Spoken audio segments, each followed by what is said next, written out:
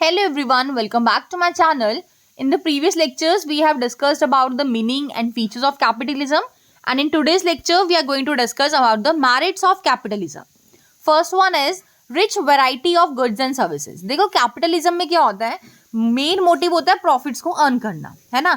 तो हर प्रोड्यूसर क्या करेगा, ये चाहता है कि वो ज़्यादा से ज़्यादा गुड्स एंड सर्विसेज को प्रोवाइड करे, मतलब लार्ज वैराइटीज प्रोवाइड करे, सो दैट वो अपने कॉम्पिटिटर से बेस्ट परफॉर्म कर सके। तो यही आपका फर्स्ट पॉइंट है, rich variety of goods and services. देखो क्या कहते हैं, the greatest merit of capitalism is that different goods and services are produced according to the taste and likings of the consumers. अलग अलग गुड्स एंड सर्विसेज प्रोड्यूस किए जाते हैं according to the taste and likings of the consumers. New types of products are innovated to earn maximum to maximum profits. देखो ये क्या करते हैं, इनका मेन मोटिव क्या होता है कि अर्न करना मैक्सिमम प्रॉफिट्स को। तो ये ज्यादा प्रॉफिट्स अर्न करने के लिए, ठीक है, क्या करते हैं, न्यू टाइप्स के प्रोडक्ट्स को इनोवेट करते हैं। Demand of the consumers for necessities, comforts and luxuries is met by diversifying production. तो जो भी कंज्यूमर्स की डिमांड होती है, whether it is regarding to the necessities, comfort, luxury, कुछ भी हो, वो पूरी करते हैं बाय डाइवर्सिफाइंग प्रोडक्शन, अपनी प्रोडक्शन को डाइवर्सिफाई करके। सेकेंड मेरिट क्या है, प्रॉपर यूज ऑफ रिसोर्सेज होता है। All production activities focus on earning profits, hence the available resources in the economy are put to maximum use and wastage are avoided. तो कहीं ना कहीं जितने भी अवेलेबल रिसोर्सेज होते हैं उनको प्रॉपरली यूज किया जाता है इनके द्वारा, और वेस्टेज को ये इग्नोर करते हैं, अवॉइड करते हैं, so that maximum profits earn कर सके। देखो प्रॉफिट्स अर्न करने ज्यादा, तो जितने अवेलेबल रिसोर्सेज है वो सारे यूज में लाने पड़ेंगे ताकि आपकी प्रोडक्शन ज्यादा हो और आपकी सेल बढ़े। थर्ड मेरिट क्या है, inducement to work. There is a lot of inducement to work under capitalism.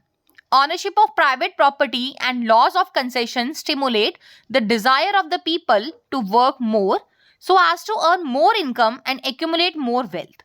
Consequently, capitalist economies witness tremendous increase in their national income. देखो क्या कहते हैं, जो आपकी ऑनरशिप होती है ना प्राइवेट प्रॉपर्टी की, या लॉ ऑफ सक्सेशन होते हैं, वो स्टिमुलेट करते हैं the desire of the people कि वो ज्यादा से ज्यादा काम करे, सो दैट उनकी ज्यादा इनकम हो और वो अपनी वेल्थ को ज्यादा से ज्यादा इकट्ठा कर सके। Consequently capitalist economies witness tremendous increase in their national income. Fourth merit क्या कहते हैं, एफिशिएंट प्रोडक्शन होती है। देखो जब सारे रिसोर्सेज अवेलेबल हम अच्छे से यूज कर रहे हैं, सब कुछ प्रॉपर मैनर में कर रहे हैं, तो ऑब्वियस है कि प्रोडक्शन का जो लेवल है वो भी एफिशिएंट होगा। On account of competition, every entrepreneur endeavors to produce better quality and more durable products than its competitors. अब competition के चक्कर में हर इंसान, हर entrepreneur ये चाहता है कि हम better quality के products बनाएं और ऐसे products बनाएं जो कि durable हो than his competitors. Modern and labor-saving techniques of production are explored to achieve qualitative superiority of the products or goods produced. It leads to the technological advancement and improvement in the productivity of the factors of production. तो क्या कहते हैं, ये lead करता है to the technological advancements. देखो अब अगर आप खुद ही बताओ, लेबर या मॉडर्न से टेक्निक्स को आप अडॉप्ट करेंगे, एक्सप्लोर करेंगे, तो कहीं ना कहीं आपकी टेक्नोलॉजिकल इंप्रूवमेंट भी तो हो रही है, और जब टेक्निक आपकी इंप्रूव हो रही है तो कहीं ना कहीं आपकी प्रोडक्टिविटी और फैक्टर्स ऑफ प्रोडक्शन में भी इंप्रूवमेंट आ रही है।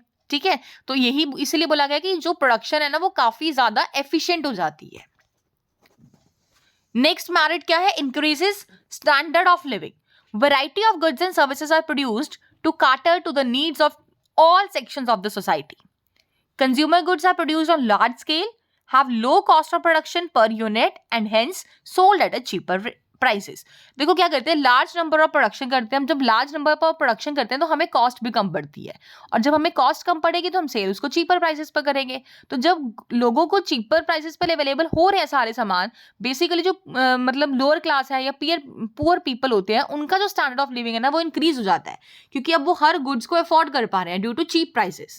ठीक है, I repeat, variety of goods and services are produced to cater to the needs to all sections of the society. Consumer goods produced on a large scale have low cost of production per unit and hence sold at a cheaper prices. Consequently, poor people can improve their standard of living. On the other hand, affluent people also raise their standard of living by buying costly and superior goods. अब ऐसा नहीं कि सिर्फ poor people का standard of living increase होगा, जो effluent people है, काफी रिचर सेक्शन है, उनका भी स्टैंडर्ड ऑफ लिविंग रेज हो जाता है by buying the costly and superior goods.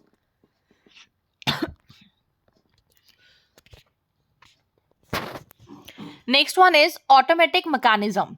Capitalist economy works automatically.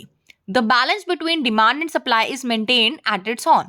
जो कैपिटलिस्ट इकोनॉमी होती है ना, वो ऑटोमेटिकली रन करेगी, ऑटोमेटिकली वर्क करती है और ये डिमांड एंड सप्लाई में बैलेंस मेंटेन रखती है। जहां पर भी डिमांड एंड सप्लाई की इंटरेक्शन होती है वहां पर आप ऑटोमेटिकली प्राइस सेट हो जाएगा। ठीक है, if the demand of any product in the economy is more than the supply, अगर आपको लगता है कि मार्केट में डिमांड ज्यादा हो रही है और सप्लाई कम हो रही है, then new producers will start producing that product and existing producers increase its production.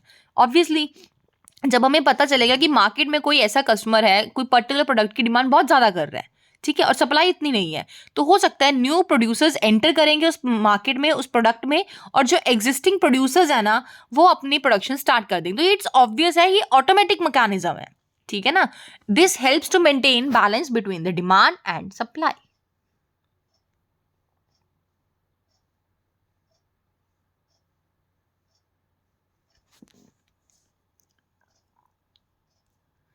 Next one is growth of entrepreneurship.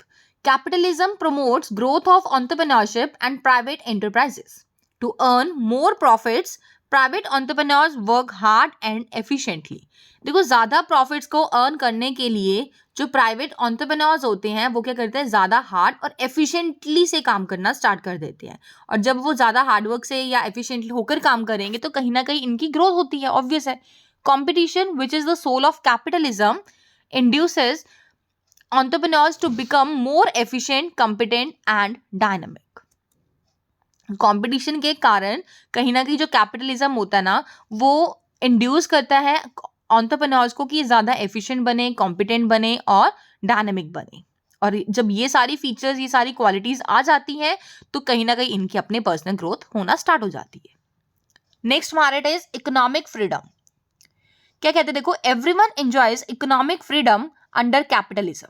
One can spend one's income in any manner one likes.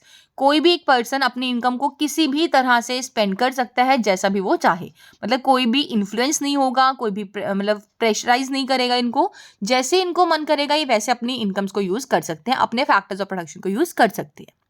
Producer is free to use his resources in the production of any goods and services he likes.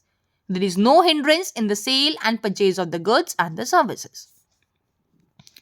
तो हमने total 8 merits discuss करी हैं capitalism की। First था आपका rich variety of goods and services, second one is proper use of resources, third inducement to work, fourth one is efficient production, fifth increases the standard of living, sixth one is automatic mechanism, seventh growth of entrepreneurship, and the last one is economic freedom. I hope you like this video. Do like, share and comment below to share your reviews, and don't forget to subscribe the channel for the latest notification of upcoming videos. Thanks and have a wonderful day.